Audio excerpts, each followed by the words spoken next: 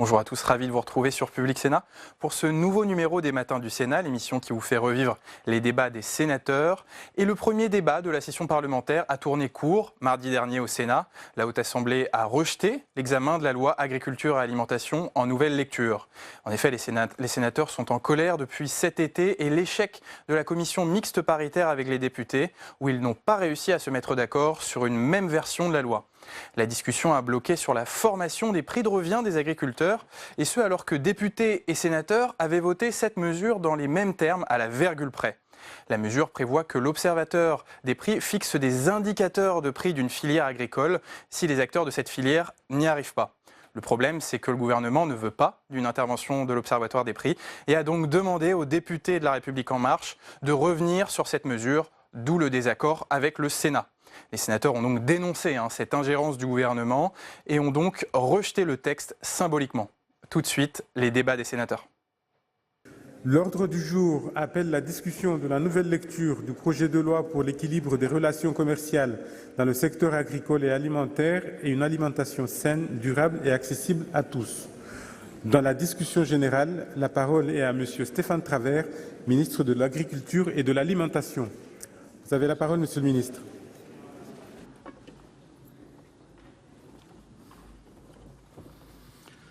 Monsieur le Président, Madame la rapporteure, Catherine Loisier, Monsieur le rapporteur, Michel Raison, Monsieur le rapporteur pour avis, Jean-Pierre Medevielle, Madame la présidente de la Commission, Sophie Primas, Monsieur le Président, Hervé Maurey, Mesdames et Messieurs les sénateurs. Je viens juste de rentrer du Conseil européen Agri-Pêche qui se tenait à Vienne et je vous retrouve dans cette enceinte. Je n'ai pas pu être à l'heure pour participer aux questions au gouvernement, mais je vous retrouve pour débattre avec vous en nouvelle lecture du projet de loi dit Egalim.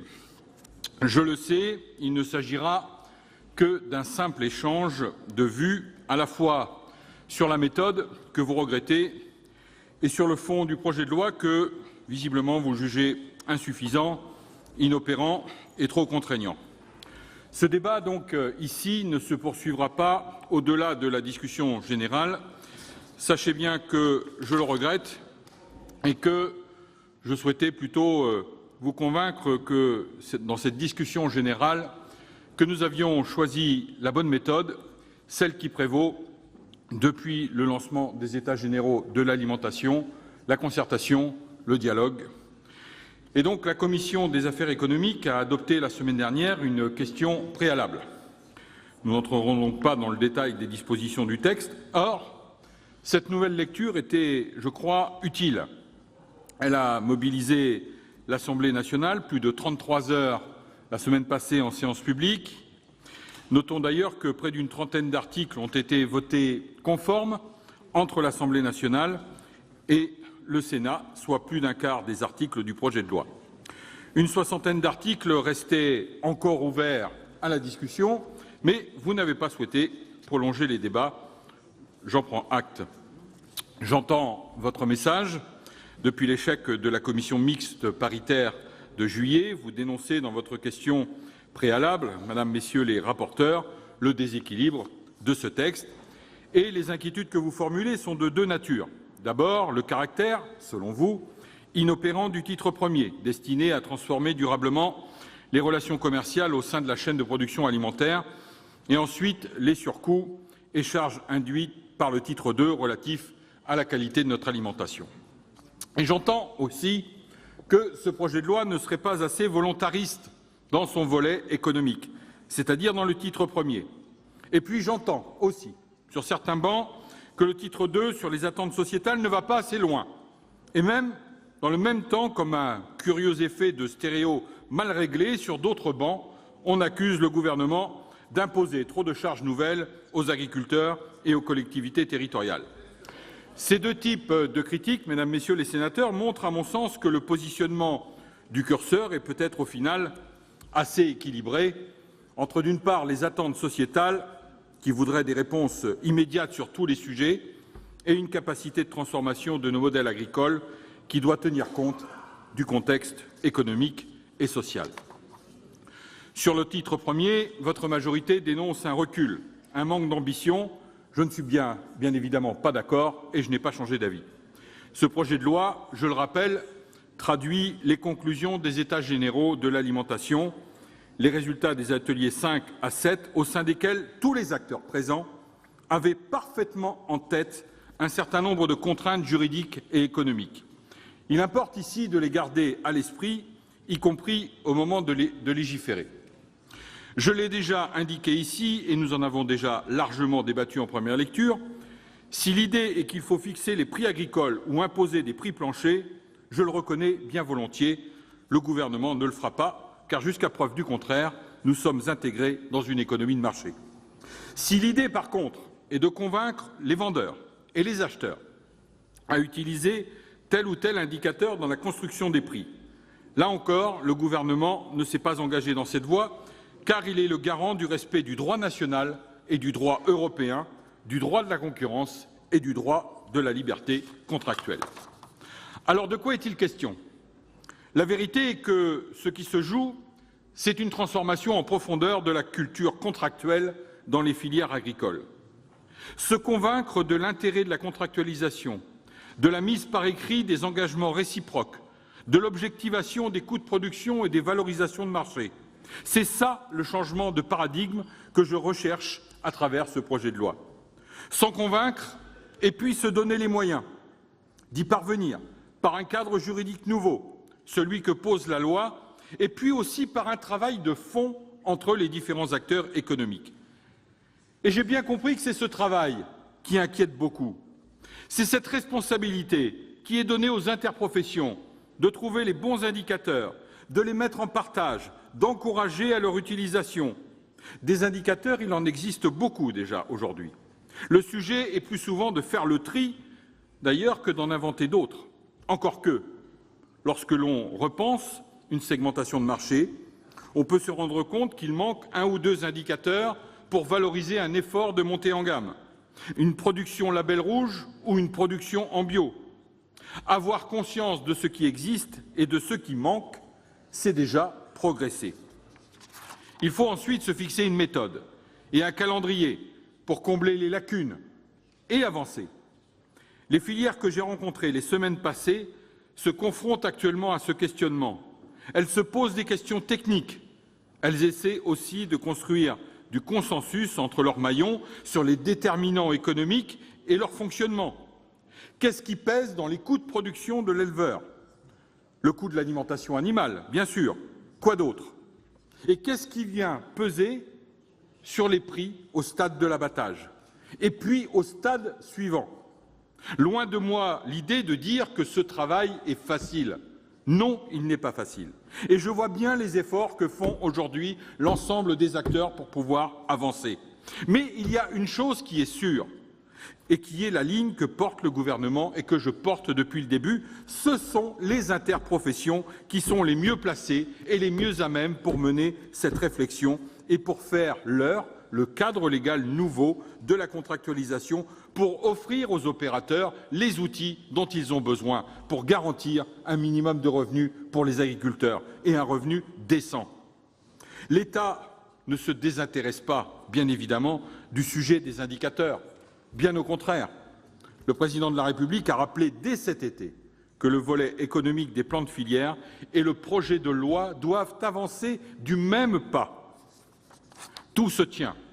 L'inversion de la contractualisation qui est dans la loi, le choix des indicateurs qui incombent aux professionnels et la régulation de l'aval, l'encadrement des promotions, le seuil de revente à perte qui se fera par voie d'ordonnance.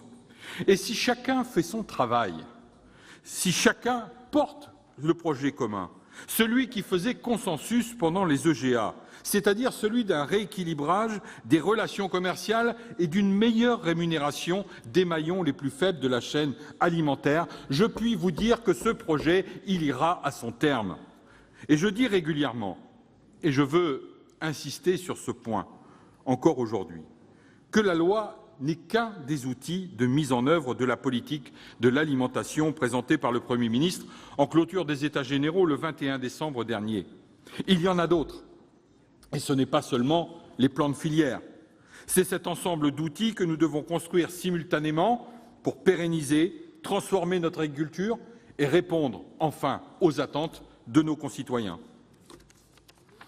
Jour après jour, nous avançons. Et je voudrais vous donner quelques exemples de caps franchis collectivement depuis l'examen du projet de loi en première lecture. 22 juin, lancement du plan de sortie du glyphosate en 3 ans avec création d'une task force et d'une banque de solutions et limitation à 3 ans du renouvellement des autorisations de mise sur le marché des produits contenant la substance glyphosate. 25 juin, Grand Conseil de la bio, présentation du nouveau programme Ambition Bio 2022 avec un budget de 1,1 milliard d'euros pour atteindre les objectifs fixés dans la loi, 15% de surface agricole utile en mode bio et 20% de bio en restauration collective d'ici à 2022. 4 juillet, présentation du plan de préservation de la biodiversité avec un volet agricole important. 13 juillet, réactivation du Corena pour travailler sur les projets de normes ayant un impact dans le domaine agricole. 27 juillet, réunion du comité d'orientation stratégique Ecophyto et lancement du plan Ecophyto 2+, qui contribuera à la réduction de la consommation des produits phytopharmaceutiques. D'autres actions ont été mises en œuvre. Je pense par exemple à la réforme fiscale que nous avons engagée avec Bruno Le Maire en février dernier et à laquelle des parlementaires de toutes les sensibilités ont été associés et qui permettra sensiblement d'améliorer la résilience économique des exploitations grâce à un dispositif d'épargne de précaution adapté à leurs fluctuations de revenus et bien d'autres outils que nous avons eu l'occasion de présenter la semaine dernière avec mon collègue. Je pense aussi à l'ingénierie financière pour mettre en place, avec le Fonds européen d'investissement, un fonds de garantie de 800 millions d'euros. Ce fonds permettra de garantir les prêts aux exploitations agricoles afin de faciliter leur octroi par les banques, tout en sécurisant l'exploitant agricole en cas de défaillance et surtout en lui évitant d'hypothéquer ses biens personnels. Et quel est le point commun, donc, mesdames, messieurs les sénateurs, entre tous ces chantiers ? Ma volonté farouche de redonner de la fierté à nos producteurs, un environnement d'action porteur, un cadre juste et équitable à tous les maillons de la chaîne alimentaire et une volonté tout aussi ferme d'assurer à tous nos concitoyens une alimentation toujours plus saine et répondant à leurs attentes légitimes. Promouvoir la performance économique, environnementale, sanitaire, sociale de l'agriculture, comme je le fais à chacun de mes déplacements en France comme à l'étranger, c'est concret. C'est travailler sur la viabilité économique des exploitations, sur leur résilience, sur la qualité de l'eau et de l'air, la préservation des sols, de la biodiversité, l'atténuation du changement climatique, sur la sécurité sanitaire du producteur au consommateur. C'est aussi veiller à ce que les efforts sur la qualité de l'alimentation bénéficient à tous, y compris aux plus modestes de nos concitoyens, et cette quadruple performance, elle s'applique à tous les maillons, dont les industries agroalimentaires. Vous connaissez maintenant la méthode qui est la mienne. Elle n'est pas celle du clivage, elle n'est pas celle de la stigmatisation ou de l'agitation des peurs, comme certains pourraient vouloir l'utiliser. Elle est celle du dialogue permanent et de l'accompagnement, celle de la construction de compromis en impliquant tous les acteurs dans leurs responsabilités. Changer les pratiques peut faire peur, c'est humain. Notre rôle, celui du gouvernement, mais aussi le vôtre, est de mobiliser, faire connaître, diffuser d'autres méthodes pour montrer que la transformation de nos systèmes agricoles vers des modèles plus durables, plus résilients est possible, mais qu'elle ne se fera pas sans ceux qui, au quotidien, travaillent la terre, entretiennent nos paysages et font vivre nos territoires. Cette transformation durable de notre agriculture, nous le savons, nous devons la conduire en dépit des aléas économiques, climatiques ou sanitaires et des difficultés induites. Nous devons garder le cap et c'est ce que le gouvernement, bien évidemment, s'attache à faire en reprenant les débats parlementaires de la session extraordinaire sur ce projet de loi. Sur le titre premier, vous l'avez vu, le message qui s'adresse aux opérateurs n'a pas varié. Saisissez-vous des outils qu'offre la loi. Elle est un cadre de l'action, il vous appartient de l'occuper. Regroupez-vous en organisations de producteurs et en associations d'organisations de producteurs pour être plus forts. Agissez au sein de votre interprofession pour qu'elle élabore et diffuse les indicateurs les plus adaptés à vos filières. Appuyez-vous sur ces indicateurs de référence dans vos propositions de contrat et sur le poids que leur conférera la validation par l'interprofession. C'est comme cela que vous pourrez faire bouger les lignes dans vos relations contractuelles et c'est bien là l'esprit des États généraux de l'alimentation. Sur le titre 2, il est nécessaire de ramener du revenu dans les exploitations et cela passera aussi par la création de valeur, par la segmentation et la transformation de nos systèmes agricoles pour répondre aux enjeux sociétaux, sanitaires et environnementaux. Vous appelez cela pour certains des charges supplémentaires. Nous appelons cela, nous, la montée en gamme. Et je voudrais m'arrêter quelques instants sur des sujets importants qui ont été l'objet de discussions intenses dans cette enceinte. Je pense au bien-être animal et à la transition écologique. Sur le bien-être animal, nos discussions ont été intenses et respectueuses. Sur le porc, les œufs, la volaille, l'abattage, ma ligne est simple. Il nous faut avancer. Il faut que les filières prennent à bras-le-corps ces sujets. C'est indispensable. Elles se sont engagées dans les plans de filière et je les suis au plus près. J'attends d'elles qu'elles soient au rendez-vous. L'article 13 bis du projet de loi prévoit d'ailleurs que le gouvernement remette au Parlement un rapport sur la mise en œuvre des plans de filière sur cette thématique précise. Sur les enjeux environnementaux, les filières agricoles ont un rôle majeur à jouer par leur choix de production et la maîtrise des consommations d'intrants. La démarche agroécologique offre la réponse systémique qui est adaptée. Et pour progresser de manière décisive, il nous faut en effet cesser, une bonne fois pour toutes, d'opposer l'agriculture et l'environnement, reconnaître les efforts qui sont consentis jour après jour, année après année, par tous les agriculteurs, mais aussi avoir la conscience du chemin qui reste à parcourir et de la complexité de la transition, notamment dans un contexte où les exigences ne sont pas les mêmes dans d'autres pays. Et ces difficultés ne doivent pas nous arrêter, bien au contraire. Les agriculteurs sont des chefs d'entreprise. Ils ont besoin de trouver leur équilibre économique avec les nouvelles pratiques toujours plus respectueuses des ressources naturelles, plus économes en intrants et en énergie, mais qui requièrent des changements et induisent d'autres types de coûts en investissement, main-d'œuvre ou carburant.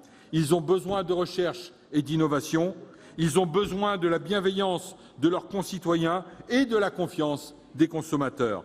Les agriculteurs ont besoin d'un environnement porteur, ils ont besoin d'être accompagnés et soutenus par les transformateurs, les distributeurs, les chambres d'agriculture, les collectivités territoriales, mais aussi les financeurs, les banquiers, les assureurs. C'est toute l'approche du risque, de la rentabilité, du temps et de l'importance des biens collectifs qu'il faut revoir pour être à la hauteur de ce que la société attend de son agriculture.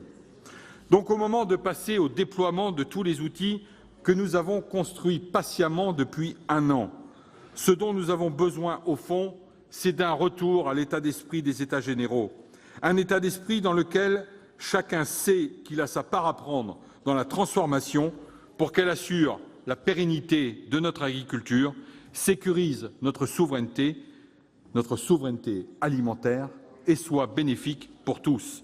Et comme j'ai déjà eu l'occasion de le dire en première lecture, ce projet de loi, il fera gagner l'agriculture si nous jouons collectif. Je regrette donc que vous ne souhaitiez pas vous associer à cet élan. Merci de votre attention. Merci, Monsieur le Ministre. La parole est à présent à Monsieur Michel Raison, rapporteur de la Commission des affaires économiques. Vous avez 5 minutes, chers collègues.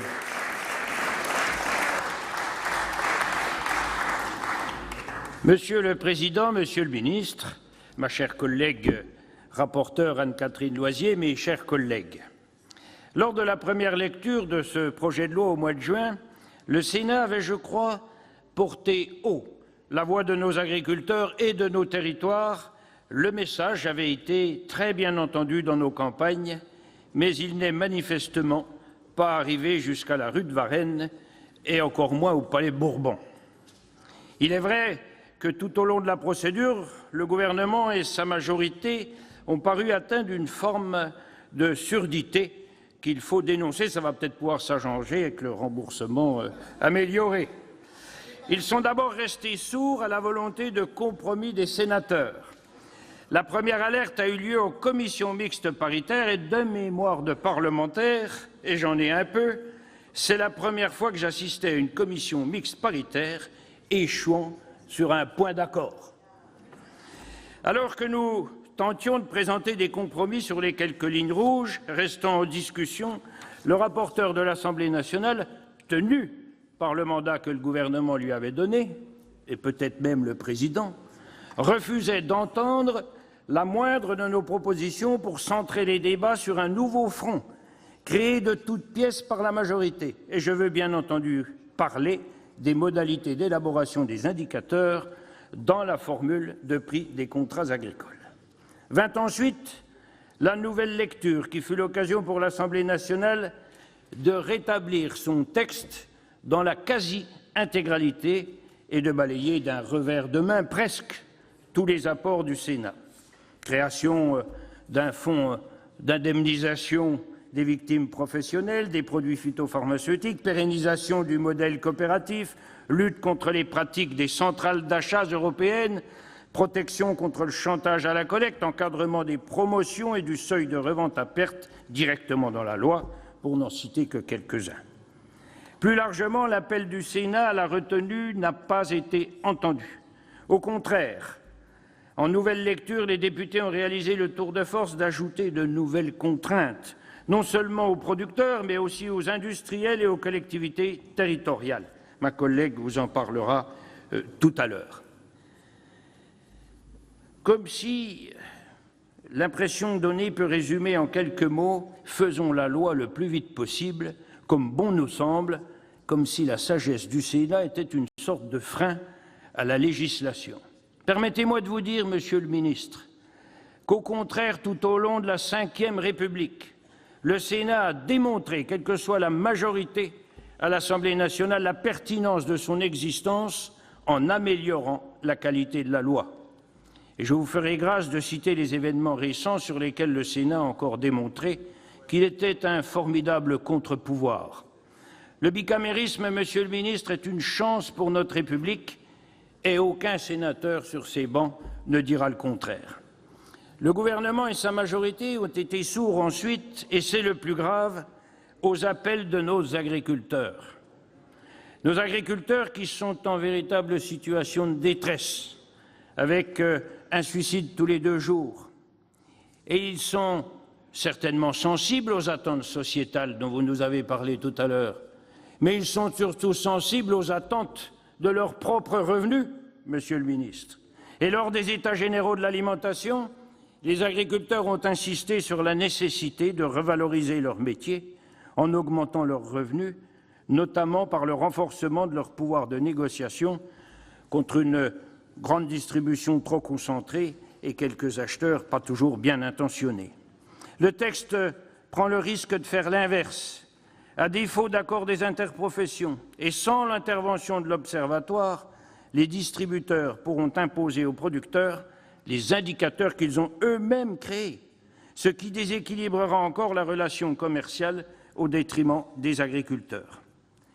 Et ce texte, finalement, peut peut-être aggraver la situation en incitant les acheteurs à fixer des prix plafonds en fonction du propre prix de revient qu'ils auront déterminé eux-mêmes pour les agriculteurs.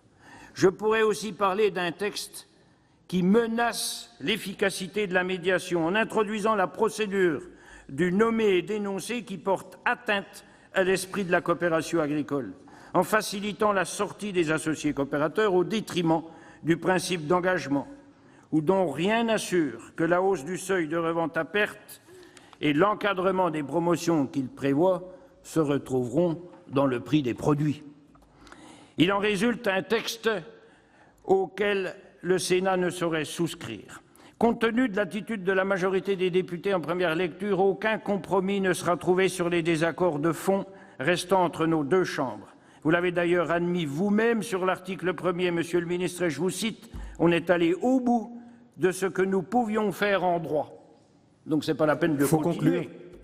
Et je conclus, il s'agit par ce geste fort de la Commission des affaires économiques qui vous propose d'opposer la question préalable, de signifier au gouvernement et à sa majorité qu'il est plus que temps de répondre au désarroi de nos agriculteurs.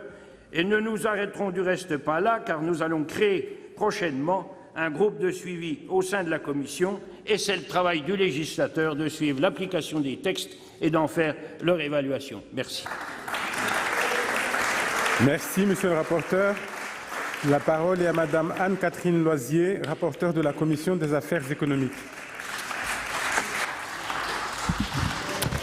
Merci, Monsieur le Président, Monsieur le Ministre, mes chers collègues.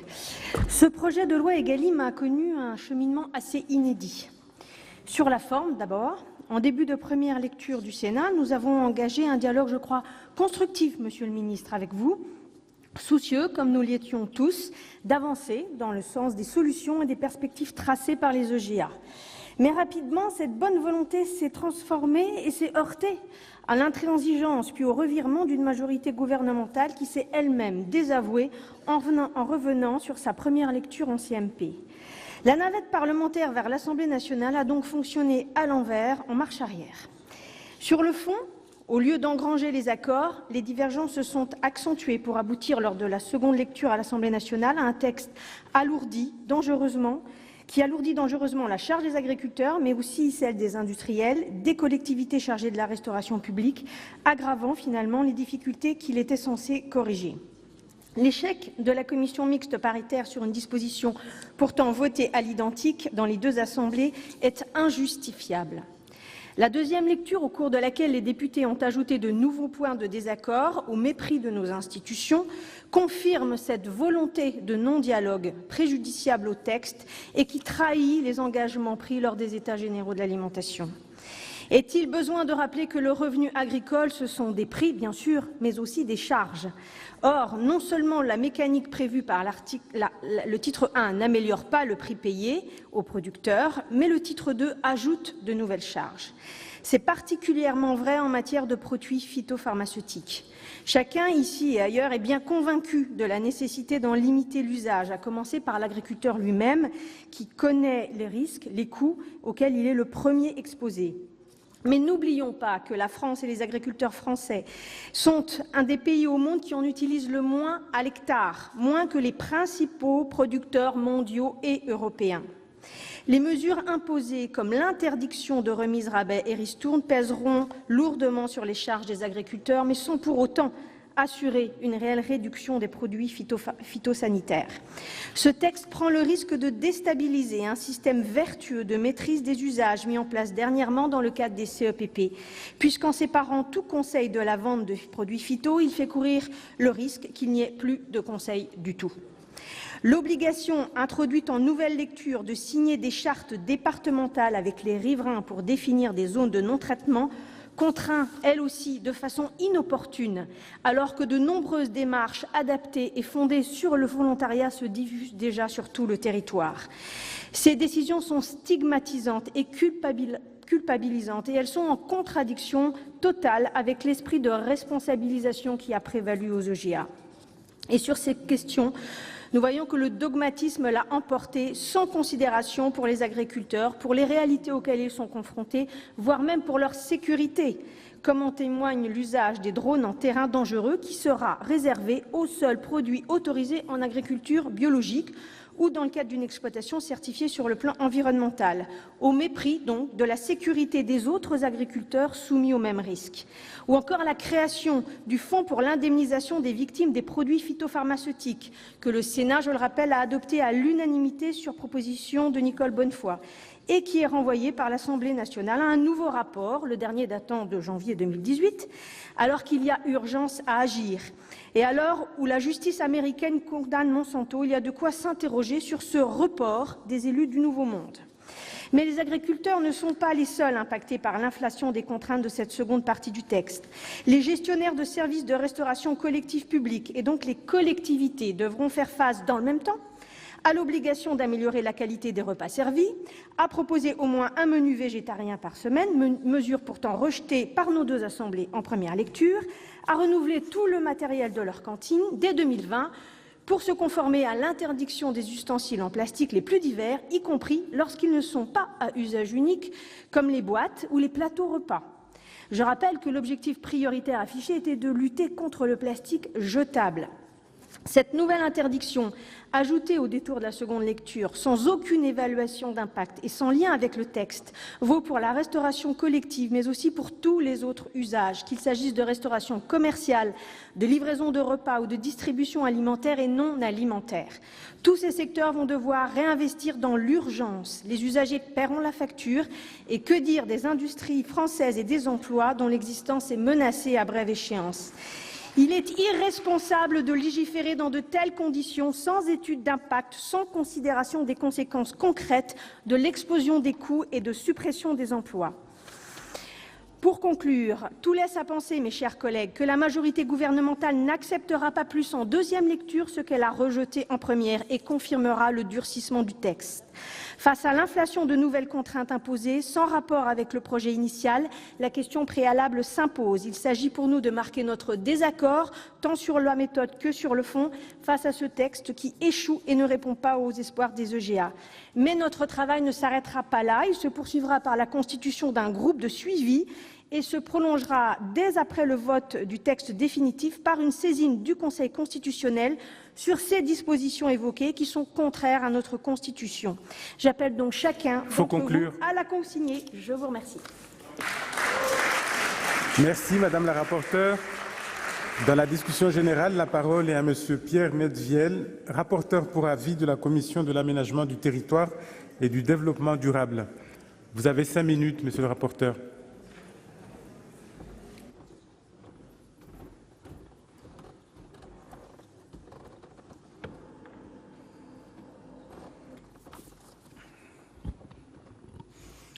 Monsieur le Président, Monsieur le Ministre, mes chers collègues, je ne reviendrai pas sur les conditions dans lesquelles s'est déroulée la CMP dont l'échec nous conduit à être ici aujourd'hui.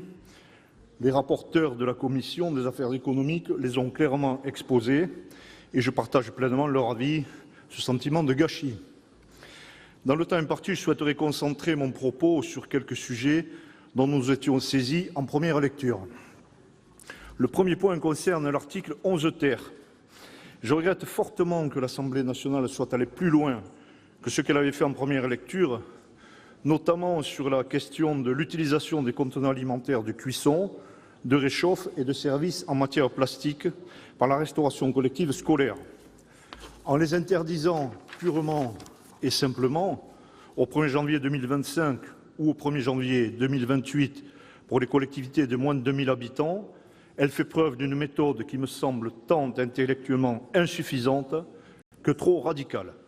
Insuffisante car s'il est avéré que ces contenants sont nocifs, alors pourquoi attendre 2025 ? Et trop radicale dans la mesure où nous n'avons pas, à ce jour, la preuve de leur nocivité ni de celle des produits qui viendront les remplacer. Quant à l'interdiction des bouteilles d'eau plate en plastique dans la restauration collective scolaire, mon sentiment est que nous devrons réfléchir de manière beaucoup plus approfondie et globale et moins au coup par coup aux problèmes immenses que la production de ce plastique pose aujourd'hui dans le monde. Je me réjouis en revanche que l'Assemblée nationale ait conservé l'interdiction dès 2020 des pailles et des bâtonnets mélangeurs pour boissons en plastique que nous avions adoptée au Sénat. Je suis en revanche réservé sur l'extension, à mon sens, un peu trop générale de cette interdiction aux couverts, piques à steak, couvercles à verre jetables, plateaux, pots à glace saladier, boîtes en plastique. Je regrette en revanche que l'Assemblée nationale ait supprimé, à votre initiative, Monsieur le Ministre, l'article 11 quater A que nous avions introduit au Sénat, qui nous permettait à nous, parlementaires, de saisir l'ANSES de manière encadrée. Que craignez-vous donc de la représentation nationale, Monsieur le Ministre, alors que les associations peuvent déjà bénéficier de cette expertise de qualité ? J'en viens maintenant aux dispositions relatives aux produits phytopharmaceutiques. Sur ce sujet, notre commission avait défendu une position pragmatique pour répondre aux inquiétudes de nos concitoyens sur les risques sanitaires et environnementaux associés à ces produits, tout en cherchant des solutions préservant l'activité des agriculteurs. Je regrette vivement que l'Assemblée nationale ait systématiquement fait le choix de rétablir les dispositions qu'elle avait adoptées en première lecture, sans aucun égard vis-à-vis des améliorations objectives que nous avions apportées au texte. Je pense notamment aux articles 14 bis et 15 sur les pratiques commerciales relatives aux produits phytopharmaceutiques et biocides, pour lesquels notre commission avait proposé des solutions particulièrement équilibrées. À l'article 14 septies, l'Assemblée a inséré une disposition nouvelle sur l'utilisation de produits phytopharmaceutiques à proximité des zones habitées, qui reprend en partie la proposition défendue par notre commission en première lecture, privilégiant une concertation préalable avant d'éventuelles restrictions administratives. Toutefois, la rédaction adoptée vise l'intégralité du territoire national, alors que notre commission proposait un outil à disposition des acteurs de terrain mobilisable selon les circonstances locales. Enfin, je regrette profondément la suppression de fait de l'article 14 secties A, inséré à l'initiative de notre collègue Nicole Bonnefoy, créant un fonds d'indemnisation des victimes de produits phytopharmaceutiques. Cet article avait été adopté par notre Assemblée en séance à l'unanimité à l'issue d'un scrutin public. Et nous étions félicités de cette avancée significative sur tous les bancs. La majorité à l'Assemblée et le gouvernement n'ont proposé comme seule solution que la production d'un énième rapport sur le sujet, avec un vague objectif de création pour 2020 dépourvu de toute valeur juridique. Cette décision constitue un vrai recul, Monsieur le Ministre, mais soyez certains que le Sénat continuera à se mobiliser pour trouver une vraie solution à ce grave problème. Au total, nous ne pouvons que déplorer le manque d'ouverture de la majorité gouvernementale sur de nombreux sujets. Nous espérions que soient conservées davantage d'améliorations concrètes trouvées au Sénat, qui auraient permis de renforcer un texte peu ambitieux depuis ses origines. Faute de moyens et de mesures d'accompagnement suffisantes, cette loi ne contribuera que de façon très modeste à la transition vers un modèle d'agriculture plus durable. Je vous remercie. Merci, Monsieur le rapporteur. Dans la suite de la discussion générale, la parole est à Madame Cécile Cukierman pour le groupe CRCE et pour 6 minutes.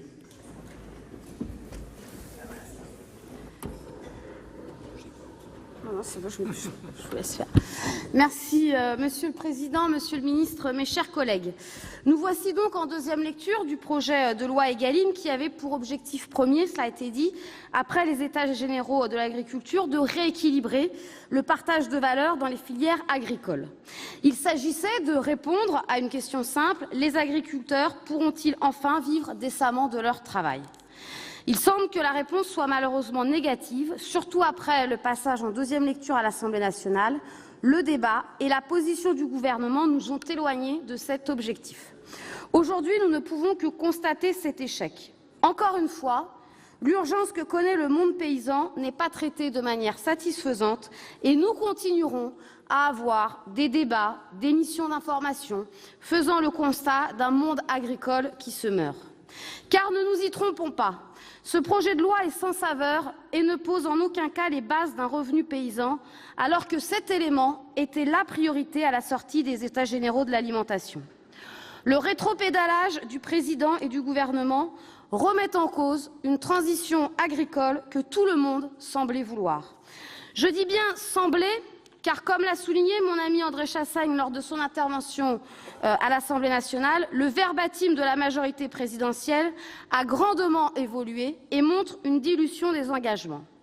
À l'article 1er, tout d'abord, alors que dans son discours de Rungis, le président nous disait, je cite, « Pour permettre aux agriculteurs de peser dans les négociations des indicateurs de marché, des coûts de production et des contrats type par filière doivent être définis. » Aujourd'hui, le devoir s'est transformé dans le texte que nous étudions par pouvoir, puisque nous lisons dans le texte que les organisations interprofessionnelles peuvent élaborer ou diffuser ces indicateurs, qui peuvent servir d'indicateurs de référence, elles peuvent, le cas échéant, s'appuyer sur l'Observatoire. Vous en conviendrez qu'entre le devoir et le pouvoir, le champ des possibles est immense. Alors que les paysans ont besoin d'être protégés des griffes d'un modèle économique qui les tue un peu plus chaque jour, l'État refuse de s'immiscer dans la construction des prix. Pour les syndicats, et j'ai envie de dire FNSEA comprise, en envoyant aux acteurs économiques des injonctions à faire, l'État leur renvoie la responsabilité et refuse d'assumer son rôle de régulateur. Ainsi, rien dans ce texte ne permettra la mise en place d'un prix plancher d'achat défini collectivement, prenant directement en compte les coûts de production régionale. L'interdiction de la revente à perte et la définition d'un prix abusivement bas, ainsi que la prise en compte du revenu paysan dans la construction des indicateurs, ont été systématiquement rejetés. Il en est de même du déclenchement d'un encadrement des marges de la distribution en cas de crise. Que dire encore du silence qui entoure le foncier agricole, alors même que cette question est fondamentale? De plus, si la commission d'enquête sur Lactalis recommande aux pouvoirs publics de mieux encadrer et de contraindre davantage les acteurs économiques concernant la sécurité sanitaire, il doit en être de même pour l'équilibre de nos relations commerciales. Car ces mêmes acteurs, de l'industrie à la distribution, n'auront pas de scrupules dans leur maximisation du profit, qu'il s'agisse de la sécurité alimentaire, des relations commerciales, au détriment des paysans et des citoyens. Penser à une responsabilisation des différents acteurs est illusoire et les agriculteurs n'y croient plus, tant la discussion interprofessionnelle est tronquée par le déséquilibre des forces en présence, et ce n'est pas le médiateur seul qui suffira à inverser la tendance. Nous le savons toutes et tous. Nous regrettons aussi que ce texte, de manière grossière, ait dressé les agriculteurs contre les consommateurs, alors même que la révolution que doit connaître le monde agricole bénéficiera à tous. Dès lors, comment accepter le refus de l'étiquetage qui renforcera la traçabilité et mettra en valeur les modes de production vertueux? Comment accepter le refus d'inscrire dans la loi l'interdiction du glyphosate, dont on connaît la nocivité pour les agriculteurs et les consommateurs?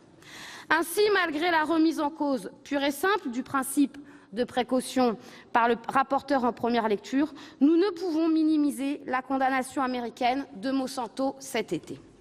Ce projet de loi ne fait qu'illustrer encore une fois les stratégies de communication du gouvernement, les promesses trahies, la frilosité, pour ne pas dire l'entêtement de notre majorité sénatoriale à ne pas prendre la mesure des défis climatiques, écologiques et sanitaires auxquels doivent faire face nos agriculteurs. J'ai envie de dire énorme gâchis, à la fois sur la première comme sur la deuxième partie de ce texte. Nous n'attendons pas forcément beaucoup de cette commission mixte paritaire, si ce n'est tout de même un peu de respect pour les travaux du Sénat qui, je le disais notamment sur la première partie, avaient vu quelques avancées. Vous comprendrez bien, mesdames et messieurs, mes chers collègues, monsieur le ministre, qu'en l'état, nous nous abstiendrons sur la motion proposée par notre commission. Merci, chers collègues. La parole est à présent à monsieur Franck Montaugé pour le groupe socialiste et républicain et pour 5 minutes.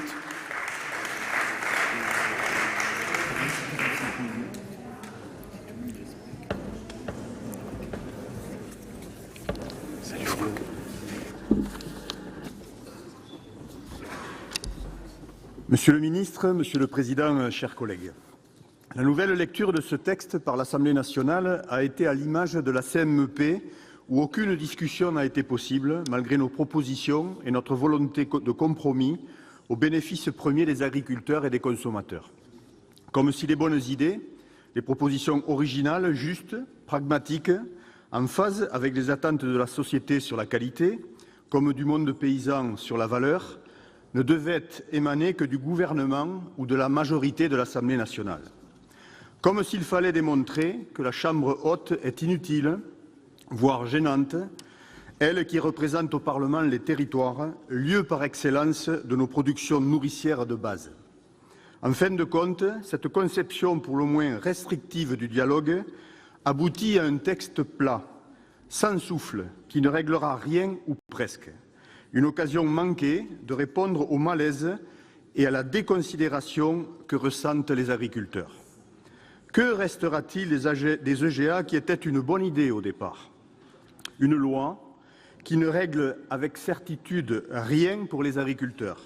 Des plans de filière davantage tournés vers la transformation et l'aval que vers la production en réalité. Avec le texte qui nous a été soumis en nouvelle lecture, nous avons le sentiment de ne pas avoir été entendus sur l'essentiel.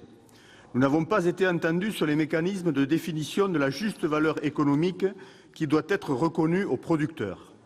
Nous voulions que ces indicateurs soient validés par l'Office de formation des prix et des marges et que cet organisme public puisse en proposer lorsque les interprofessions ne le font pas.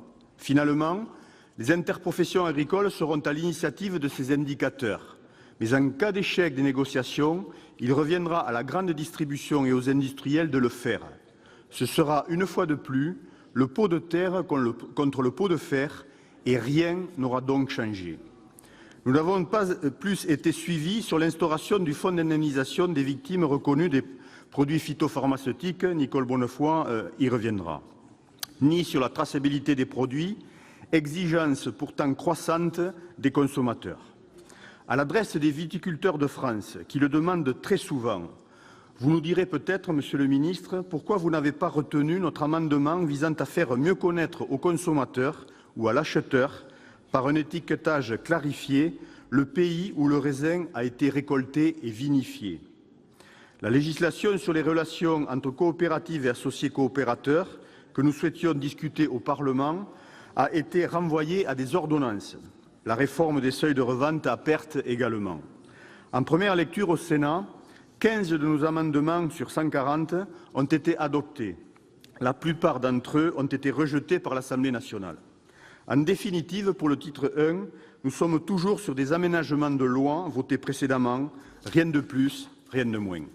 À cela s'ajoute notre profonde inquiétude que les hypothétiques bénéfices de cette loi soient annihilés par la baisse annoncée du budget de la PAC. Sur ce sujet, nos inquiétudes restent vives. Pour ce qui est du titre 2, les déceptions sont grandes par rapport à la nécessité de prise en compte des attentes fortes de la société. Je note comme un fait positif, malgré tout, que, contre l'avis du gouvernement, les députés ont introduit notre proposition d'une étude de définition et de mise en œuvre d'une prestation pour services environnementaux rendue par l'agriculture à la société. Nous en reparlerons à propos de la PAC, mais il est grand temps que l'agriculture soit reconnue pour ses externalités positives, ce qu'elle apporte de positif au règlement des grandes questions de société et de transition, dont celle du climat n'est pas la moindre. A contrario, quelle déception que le gouvernement et la majorité de l'Assemblée nationale n'aient pas, une fois de plus, voulu entendre la détresse des éleveurs exclus des zones défavorisées où l'élevage va être condamné par exclusion des ICHN sur des territoires ancestraux de polyculture-élevage. C'est un pur déni de réalité qui affaiblit économiquement des territoires déjà en difficulté et qui renforce le sentiment d'abandon qu'éprouvent les citoyens à l'égard de la République. À la quasi-unanimité du Sénat, nous demandions que le gouvernement étudie aussi la possibilité de mise en place pour ces territoires de zones intermédiaires spécifiques comparables à celles des zones de Piémont. Nous n'avons pas été entendus et je vous renouvelle, Monsieur le Ministre, notre invitation à venir vous rendre compte de la réalité du terrain et de la dimension sociale du problème. Sur le fond, le texte qui nous est soumis aujourd'hui en nouvelle lecture, pour notre groupe, reste très décevant. Il est très en deçà du minimum que les agriculteurs étaient en droit d'attendre. Il n'améliorera pas significativement leurs revenus. Il ne répondra pas non plus aux attentes sociétales que souhaitent nos concitoyens en matière de qualité, de traçabilité et de sécurité de l'alimentation. Sur la forme des débats, la CMP a démontré qu'il n'y avait de la part du gouvernement aucune volonté de dialogue constructif avec le Sénat. Une belle occasion ratée, de la déception à venir dans les campagnes, ou pire, en attendant de voir comment le gouvernement va défendre l'agriculture française pour la nouvelle PAC. Je vous remercie. Merci, chers collègues. Dans la suite de la discussion générale, la parole est à M. Jean-Pierre Decool pour les Indépendants et pour 6 minutes.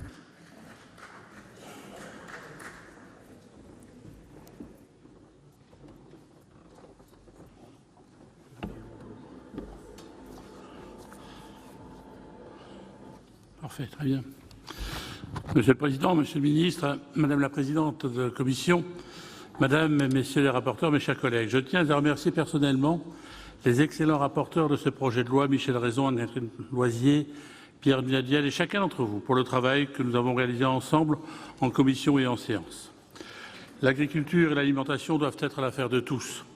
Ce projet de loi s'annonçait après les États généraux de l'alimentation dans un esprit de dialogue et de conciliation, parce qu'il concerne plus d'1 million d'agriculteurs qui animent nos campagnes et chaque Français qui en bénéficie. La valorisation du monde agricole et de la ruralité dans son ensemble est une question vitale pour la France. Dans ce projet de loi, les principaux objectifs fixés par le gouvernement étaient d'assurer la souveraineté alimentaire de la France et d'assurer à chacun l'accès à une alimentation saine et durable. Le projet de loi que nous avons longuement examiné est le premier jalon de la mise en œuvre de la stratégie agricole du gouvernement. Tout d'abord, pour préserver la capacité de production de nos filières et garantir à la France sa souveraineté alimentaire, nous devons renverser la logique de construction des prix, favoriser le regroupement des producteurs, limiter les pratiques commerciales déloyales telles que la revente à perte, et cela en complément des initiatives de législation européenne. Tout au long de l'examen du texte au Sénat, le groupe Les Indépendants, République et Territoires s'est mobilisé pour défendre un modèle agricole économiquement viable pour l'ensemble des acteurs et écologiquement responsable. L'un ne va pas sans l'autre. Si l'agriculture française doit évoluer, nous devons veiller à accompagner chaque transition pour ne pas heurter une économie déjà fragile et très concurrentielle. Le titre 1 du projet de loi devait tout mettre en œuvre pour permettre aux agriculteurs de vivre décemment de leurs revenus. Il en va d'une impérieuse nécessité.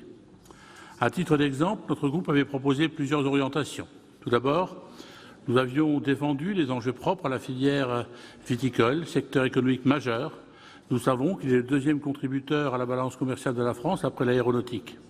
Malheureusement, l'Assemblée nationale a décidé de revenir sur cette mesure que nous croyons pourtant juste et efficace. Le même sort a été réservé à l'amendement adopté au Sénat de façon collégiale visant à lutter contre le chantage à la collecte du lait et le déréférencement des producteurs. Dans un deuxième temps, il s'agissait d'assurer à chacun l'accès à une alimentation de qualité, respectueuse de la santé des consommateurs et de l'environnement. Dans un climat consensuel, le Sénat avait établi l'objectif de 20% de produits issus de l'agriculture biologique dans les repas de la restauration collective. Cependant, il ne s'agit pas de sacrifier notre agriculture locale au profit d'une production, certes sans pesticides, mais parcourant des milliers de kilomètres avant de parvenir dans nos assiettes. Aussi, en complément de cette mesure, nous avons souhaité favoriser l'approvisionnement local dans la restauration scolaire pour promouvoir l'ancrage territorial de l'alimentation. La promotion des circuits de proximité, prenant en considération le bilan carbone, est un objectif de la politique agricole commune depuis l'adoption en juin dernier de la proposition de résolution européenne sur l'avenir de la politique agricole commune. Il s'agit à la fois d'une question de souveraineté alimentaire et une garantie de qualité vis-à-vis des législations agricoles des pays extérieurs. L'accès à une alimentation saine nécessite une éducation suffisante du consommateur et une information lisible, fiable et accessible.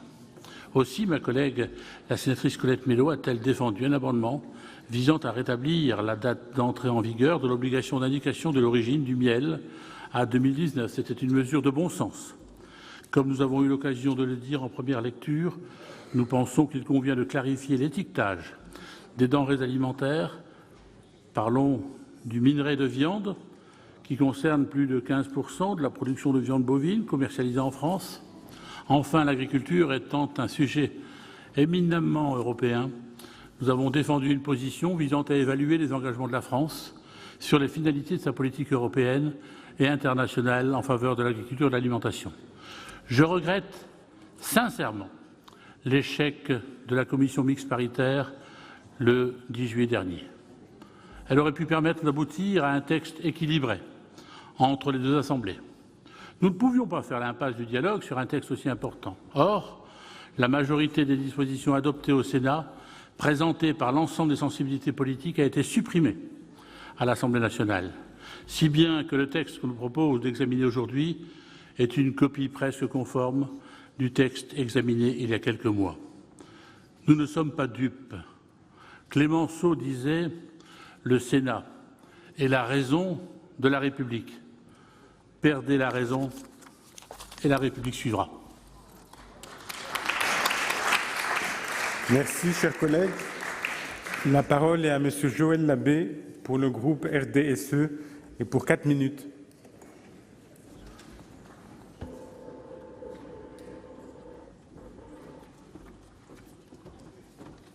Monsieur le Président. Merci. Monsieur le Président, Monsieur le Ministre, Mesdames et Messieurs les rapporteurs, mes chers collègues, le texte qui nous est proposé aujourd'hui souffre d'un cruel manque d'ambition, cela a déjà été dit et répété, aussi bien dans cet hémicycle qu'en dehors, puisque les syndicats agricoles, les ONG environnementales tous ont affirmé leur déception face à ce projet de loi. Au sujet de la rémunération des agriculteurs, l'État refuse d'assumer le rôle de régulateur de la puissance publique et pourtant ce serait une impérieuse nécessité. Force est de constater qu'à l'heure actuelle, beaucoup d'agriculteurs se trouvent en situation de détresse. À l'heure aussi où la biodiversité s'effondre, à l'heure où les études sur l'impact des pesticides sur la santé s'accumulent, ce texte ne pose aucune grande orientation, aucune ligne claire pour amorcer la transition de notre agriculture vers un système vertueux, capable de rémunérer les agriculteurs et de respecter les équilibres environnementaux. Certes, il y a eu quelques avancées. On a longuement discuté dans cet hémicycle, il y a quelques mois, de l'introduction de 50% de local, et dont 20% de bio dans la restauration collective. Ça a été acté, c'est un point important. Au sujet de l'étiquetage, je suis heureux que les députés aient voté en faveur d'une obligation d'étiquetage des huîtres permettant de distinguer les huîtres naturelles de celles nées en écloserie. C'est un combat que j'ai porté depuis des années dans cet hémicycle. L'extension de l'interdiction des néonicotinoïdes est également un pas dans la bonne direction pour nos apiculteurs dont la situation est périlleuse. Mais en dépit de ces petits pas, ce projet de loi acte des renoncements qui pour nous sont inadmissibles. Le refus d'inscrire dans la loi l'interdiction du glyphosate ne convient pas. On ne sortira pas des pesticides en se contentant d'incantations. Il en va de même pour le refus de définir une distance minimale entre habitation et épandage de produits phytosanitaires. Tout aussi incompréhensible, le recul sur les préparations naturelles peu préoccupantes, puisque l'autorisation de ces alternatives naturelles et sans danger continue d'être bloquée. Malgré cette immense déception, refuser le débat en votant cette question préalable ne me paraît pas souhaitable. On gagne toujours à débattre. D'autant plus que la pause estivale nous a apporté de nouveaux éléments qui auraient mérité d'être discutés ici. Je citerai bien sûr le procès perdu par cette société empoisonneuse qu'est Monsanto contre ce jardinier dont le cancer a été reconnu comme étant en lien avec l'utilisation du glyphosate. Alors, à défaut de débat, je pourrais vous dire que j'espère que le projet de loi de finances nous permettra de corriger le tir et d'orienter enfin de manière forte et déterminée vers une nécessaire et urgente transition. Mais les annonces que vous avez faites hier, Monsieur le ministre, sont quelque peu inquiétantes. Le financement des mesures agro-environnementales et climatiques et de la conversion en agriculture biologique serait amené à diminuer de près de 20%. Ajoutons à cela les retards de paiement des aides environnementales et l'annonce de baisse de budget de l'agence bio et la fin du financement des aides au maintien. On croirait presque à une volonté de porter un coup d'arrêt au mouvement vers une agriculture de demain, pourtant soutenue par de plus en plus d'agriculteurs et de plus en plus de consommateurs. Enfin, Monsieur le ministre, où en êtes-vous dans la mise en place des paiements pour services environnementaux tant attendus? Je vous remercie.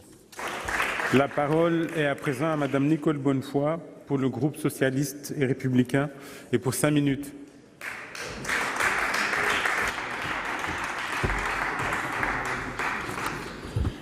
Monsieur le Président, Monsieur le Ministre, mes chers collègues, nous parlons d'économie agricole, mais nous parlons avant tout de vie humaine, d'histoire humaine.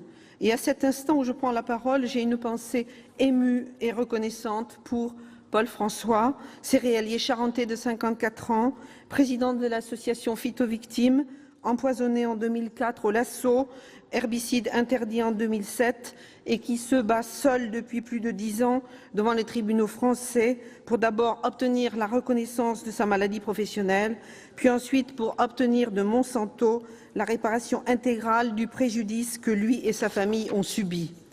Paul François qui vient d'être durement frappé par un drame familial. Et je veux ici rendre hommage à toutes les femmes d'agriculteurs qui, en silence, soutiennent leurs maris, leurs compagnons et qui, très souvent, permettent la libération de la parole de leurs conjoints malades. J'ai aussi une pensée pour Fabian Tomasi, ouvrier agricole argentin de 53 ans, chargé de remplir de glyphosate les réservoirs des avions d'épandage et décédé il y a quelques jours des suites d'une neuropathie toxique sévère. Fabian, que j'avais eu au téléphone ici au Sénat le 1er février dernier, alors que nous venions d'adopter la proposition de loi portant création d'un fonds d'indemnisation pour les victimes des produits phytopharmaceutiques. Fabian qui me disait alors « Remercier le Sénat français pour ce qu'il a fait. Je suis heureux. Moi, je vais mourir bientôt, mais je pense à tous les autres malades, victimes, qui pourront en bénéficier. » J'ai aussi une pensée pour Dwayne Johnson, jardinier municipal américain de 46 ans, atteint d'un cancer incurable du système lymphatique en phase terminale, après avoir vaporisé quotidiennement des centaines de litres de Roundup et de Ranger Pro, 2 poisons fabriqués par Monsanto, et qui a obtenu en première instance la condamnation de cette firme à lui payer 290 millions de dollars de dommages et intérêts. J'ai également une pensée pour les salariés de Triskalia, coopérative agricole bretonne, qui se battent depuis une dizaine d'années pour obtenir la reconnaissance de leur maladie professionnelle, puis la réparation de leurs préjudices, et dont l'histoire avait bouleversé tous les membres de la mission d'information sénatoriale en 2012. J'ai une pensée pour Dominique Marchal, agriculteur de 60 ans qui souffre d'un cancer du sang et qui fut le premier exploitant agricole à obtenir la reconnaissance de son cancer en maladie professionnelle. J'ai enfin une pensée très forte pour les familles de Yannick Chenet, Frédéric Ferrand, Alain Terrade et Stéphane Sardin, que j'ai personnellement connus et qui sont tous les 4 décédés des pesticides dans des souffrances atroces.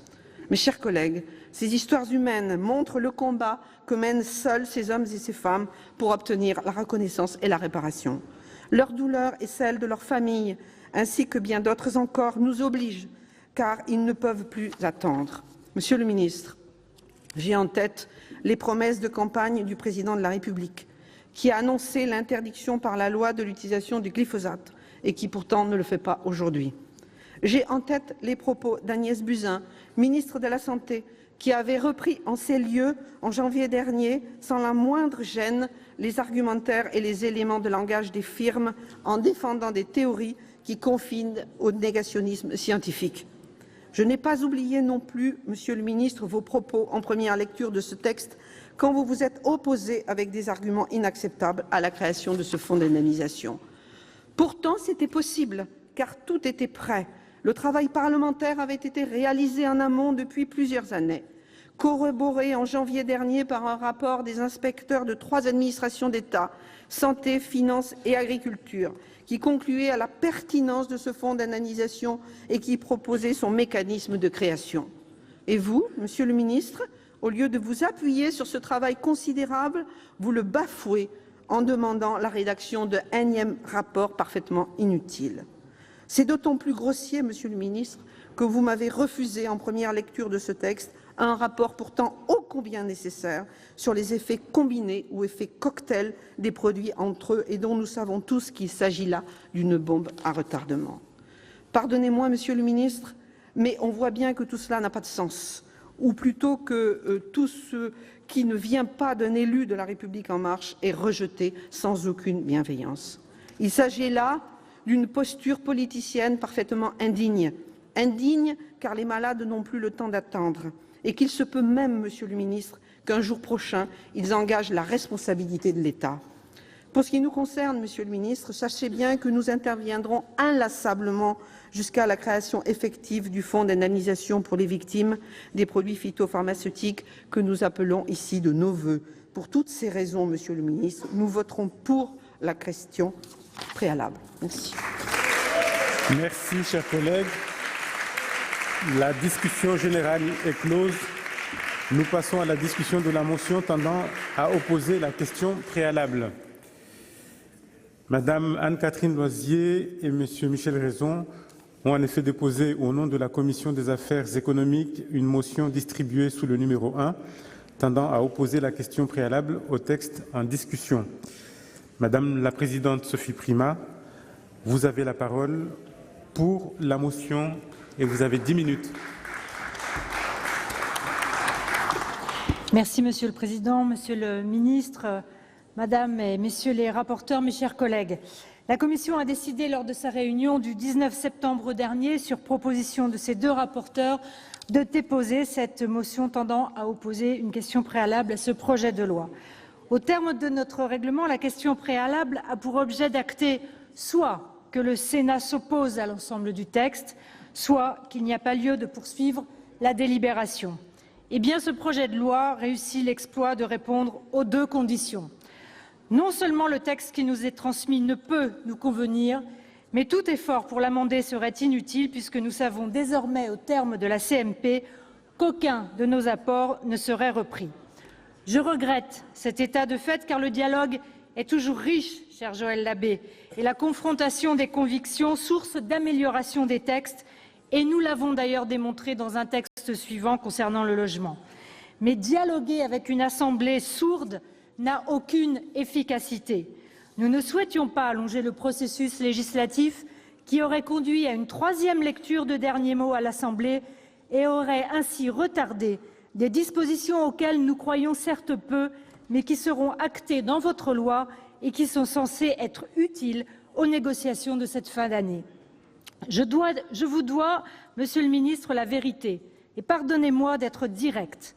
Le mépris avec lequel le texte du Sénat a été caricaturé, renvoyant l'ancien monde qui serait englué dans un obscurantisme coupable et vendu au lobby, au nouveau monde pétri de modernisme, de bonne conscience et de savoir, a été très variablement apprécié dans notre hémicycle, y compris par les plus modérés d'entre nous. Heureusement qu'avec vous, Monsieur le Ministre, le dialogue lors de la première lecture n'était pas de cette nature. Peut-être y a-t-il, Monsieur le Ministre, un peu d'ancien monde en vous. Monsieur le Ministre, tous les sénateurs partagent les objectifs de ce texte. Augmenter le revenu des agriculteurs, améliorer la qualité de l'alimentation. En première lecture, puis en commission mixte paritaire, nos rapporteurs auront tenté de corriger les angles morts du texte, tout en préservant des grandes lignes, vos grandes lignes, certes sans un enthousiasme débordant, ni sans adhésion aveugle, mais dans une volonté d'ouverture et de compromis qui aurait dû nous permettre d'aboutir.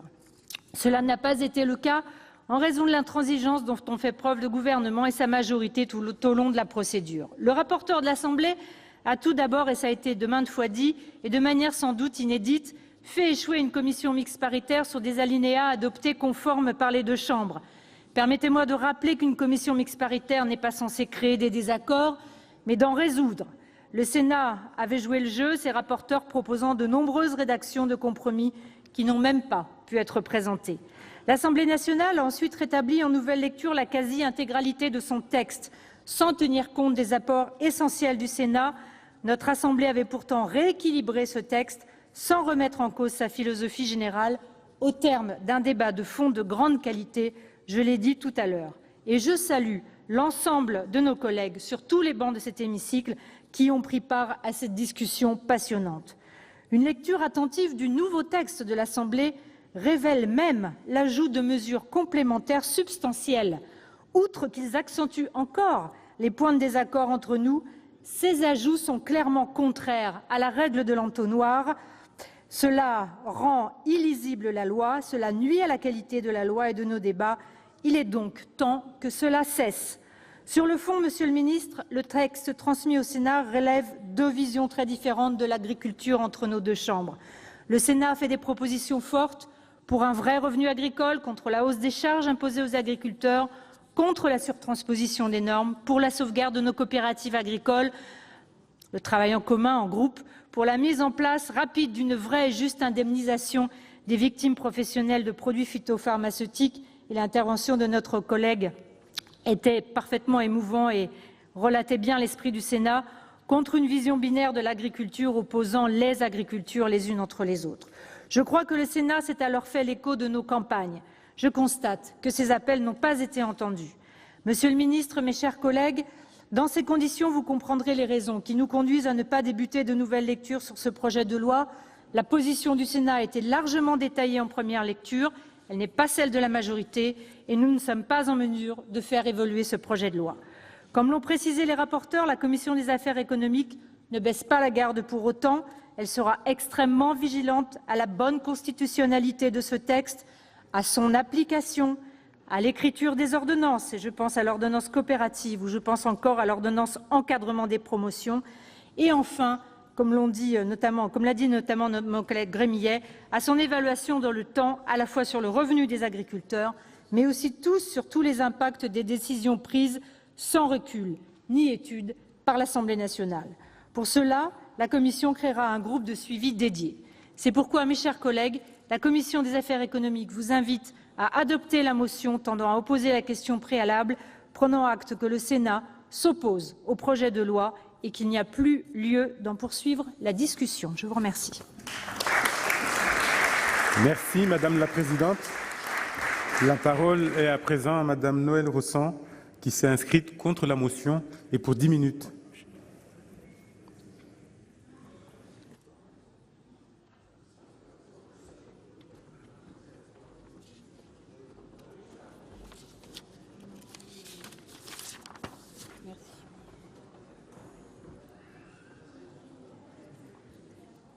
Monsieur le Président, Monsieur le Ministre, Mesdames et Messieurs les rapporteurs, mes chers collègues, je ne vous le cacherai pas, je regrette de devoir discuter de cette motion tendant à opposer la question préalable. Sans revenir sur ce que j'ai dit précédemment, j'aimerais toutefois rappeler quelques chiffres. Lors de son dépôt, le projet de loi Égalim comportait 17 articles.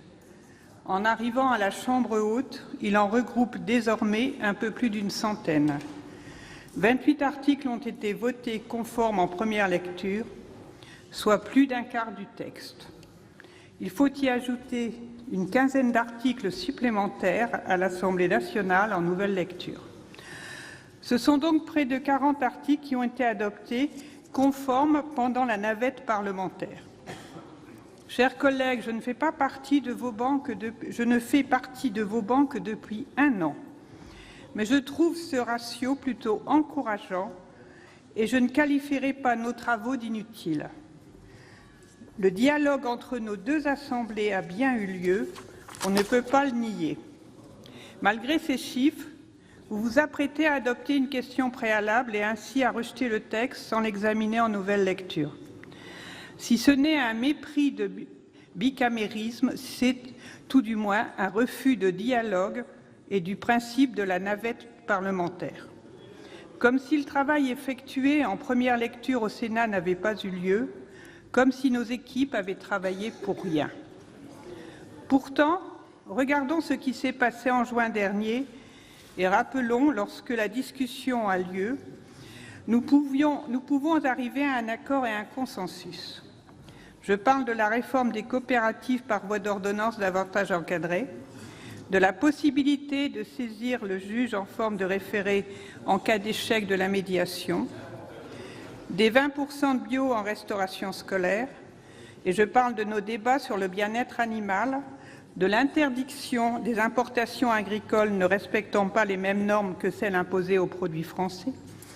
Je parle de diverses mesures issues des commissions du développement durable. Sur d'autres sujets, les indicateurs de prix, la réforme des coopératives, la séparation capitalistique du conseil et de la vente, certes, nous avions des désaccords. Mais ce n'est pas parce que l'on a des désaccords profonds que l'on refuse de discuter et de débattre. Sur tous les bancs, vous avez salué l'attitude ouverte de Monsieur le ministre durant les débats en juin dernier. Pour moi, choisir de ne pas examiner ce texte, c'est nier notre rôle dans la procédure parlementaire. C'est nier notre travail d'analyse et d'approfondissement. C'est nier enfin l'importance des débats dans notre démocratie. On peut être en désaccord avec la politique du gouvernement, mais on ne peut pas dénigrer ainsi le débat parlementaire et s'en exonérer. Certes, l'Assemblée nationale a retoqué un certain nombre de dispositions introduites par le Sénat. Vous considérez que le désaccord est si profond qu'il vaut mieux ne pas s'y pencher de nouveau.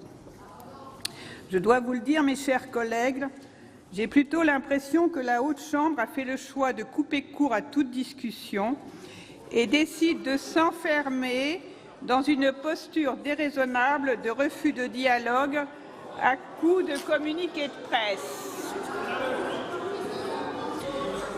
Est-ce souhaitable de s'enfermer dans une posture pareille à une époque où le citoyen se pose la question du rôle des élus, écoutez bien, en particulier du Sénat? Chers collègues, veuillez laisser l'orateur poursuivre son intervention. Je vous remercie. Merci. Est-ce opportun de faire des parallèles entre CMP du projet de loi EGA, CMP du projet de loi ÉLAN et projet de réforme constitutionnelle? Est-ce à notre avantage de refuser la discussion? Vous parlez de stigmatisation du Sénat, mais n'êtes-vous pas en train de stigmatiser l'Assemblée nationale et les députés majoritaires élus il y a à peine un an? J'ai la désagréable impression que plutôt de débattre sur le fond, sur l'avenir de notre agriculture, sur les conditions de vie de nos agriculteurs qui font nos campagnes et nos territoires, sur l'avenir de notre alimentation, sur le virage environnemental que nous souhaitons prendre et sur notre rapport aux animaux, vous préférez parler de la forme et utiliser ce débat à des fins purement politiciennes. Comme l'ont souligné, je vous ai écouté, je vous demande simplement de me laisser parler maintenant. Comme l'ont souligné les rapporteurs en commission, de plus en plus de CMP n'aboutissent pas. Ce n'est pas acceptable et c'est le message fort que nous devons adresser à nos collègues députés. Le projet de loi EGalim est donc bien pris en otage par la majorité sénatoriale et cette question préalable en est le vecteur. Comment oser dire que le bicamérisme est en cause lorsque les deux chambres n'arrivent pas à se mettre d'accord? Les lignes rouges étaient connues dès l'origine. Les franchir peut rendre difficile un travail commun, mais ne remet pas en cause ce bicamérisme. Ce n'est pas parce que les idées du Sénat n'ont pas été retenues que l'on peut dire que le gouvernement et l'Assemblée nationale sont illégitimes. Le bicamérisme doit rester l'art de la controverse et non celui d'un consensus mou. Le Sénat va-t-il s'enfermer dans une posture de rejet systématique des textes pour peser dans les débats à venir? Permettez-moi de croire que cela n'est pas une bonne stratégie. Le bicamérisme doit servir à construire par étapes successives et dans l'échange des points de vue une voie de compromis. Cela a été possible sur d'autres textes où les désaccords étaient pourtant profonds. Je pense notamment au projet de loi ÉLAN. Ils ont été surmontés grâce à des discussions approfondies et au terme du CMP d'une durée inédite, comme vous l'avez fait remarquer, Madame la Présidente de la Commission des affaires économiques. Vous l'aurez compris, le groupe La République En Marche votera contre cette motion tendant à opposer la question préalable. Je vous remercie de m'avoir écouté. Merci, chers collègues. Je vais à présent demander l'avis du gouvernement. Monsieur le ministre.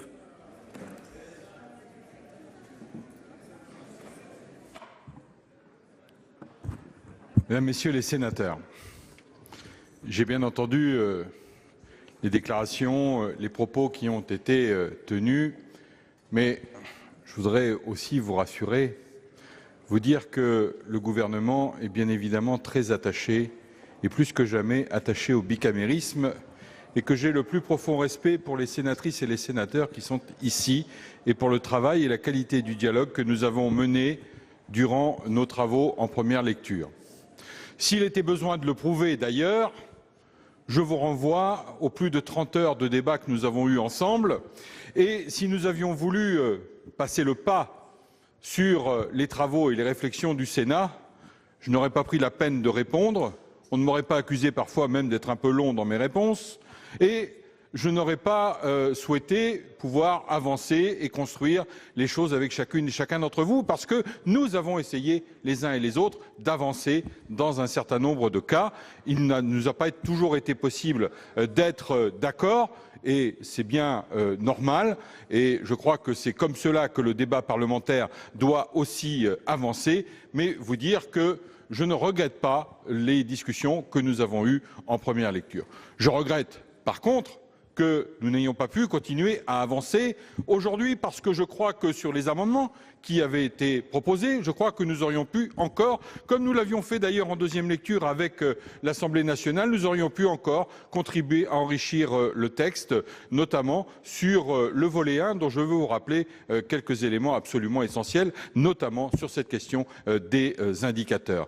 Vous avez raison, et je l'ai rappelé d'ailleurs à plusieurs reprises, ces indicateurs, et j'ai reçu durant la période estivale, durant l'été, avant l'été et à la rentrée, l'ensemble des filières pour leur demander où en étaient les travaux qu'ils avaient menés à la recherche des indicateurs, de manière à pouvoir les diffuser, de manière à pouvoir les partager et ensuite de pouvoir les utiliser lorsque le cadre juridique, le cadre législatif aurait été mis en œuvre. Et c'est là-dessus que nous avons essayé de travailler. Nous serons donc à l'heure pour les négociations commerciales et nous l'avons toujours dit, nous souhaitons que les producteurs, que les transformateurs, les distributeurs, bref, les interprofessions et les filières puissent se saisir des outils dont qu'ils sont à leur disposition pour pouvoir créer le prix, un prix juste et rémunérateur.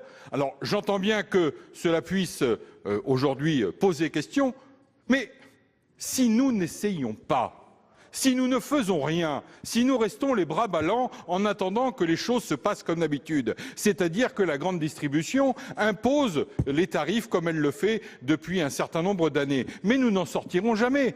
Alors que là, parce que nous donnons un cadre, parce que nous appuyons ce cadre avec avec une réponse graduée sur des sanctions, parce que nous donnons un cadre dans lequel les interprofessions demain peuvent évoluer, et aussi parce que nous nous appuyons sur les promesses, sur les engagements qu'ont pris les filières en signant une charte le 17 novembre dernier. Moi, sur cette charte et sur ces signatures, moi, je ne m'assois pas dessus. Cette charte et ces signatures, je sais les ressortir au bon moment pour rappeler à chacune et chacun les engagements qui ont été pris. Et c'est à ce moment-là que nous verrons celles et ceux qui sont au rendez-vous de leurs responsabilités, celles et ceux qui auront le courage d'aller devant les agriculteurs pour leur dire « moi, je ne respecte pas la signature que j'ai portée le 17 novembre dernier ». Et c'est là-dessus que nous les attendrons et c'est là-dessus que nous utiliserons un certain nombre d'outils et de verrous que nous avons mis en place à travers cette loi. Et donc, je ne vais pas aller plus en avant dans l'explication du texte puisque je prends acte et je déplore, bien évidemment, et j'ai eu l'occasion de vous le dire, que nous ne puissions pas avoir cette discussion. Et comme je vous le dis, j'avais plutôt apprécié la manière dont nous avions échangé les uns et les autres dans le respect et dans un esprit de construction.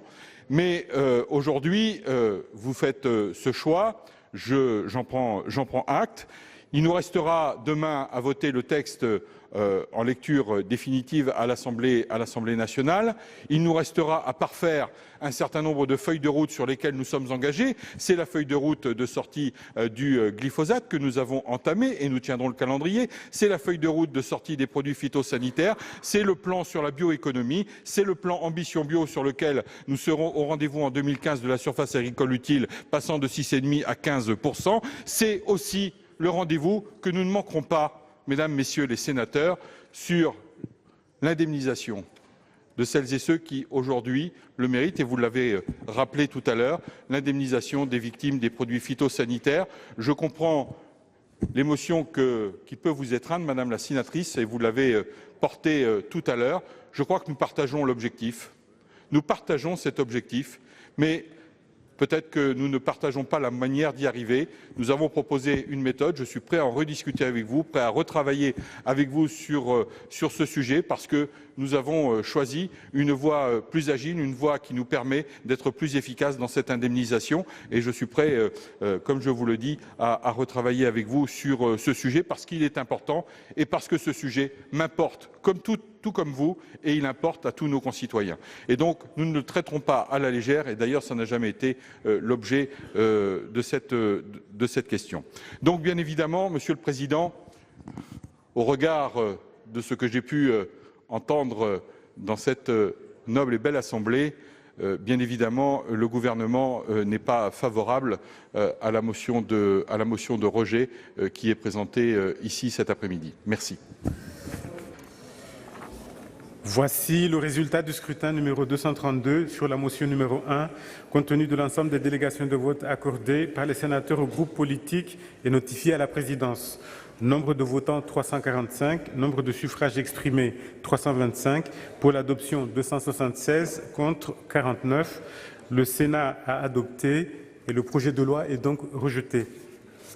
Et voilà, le Sénat a donc refusé d'examiner la loi agriculture et alimentation en nouvelle lecture. Les sénateurs sont en colère car ils accusent le gouvernement d'avoir fait échouer la négociation avec les députés pour obtenir une version commune de cette loi. Cet été, députés et sénateurs étaient pourtant tombés d'accord pour que l'Observatoire des prix fixe des indicateurs de prix de revient pour une filière agricole en l'absence d'accord des acteurs de cette filière.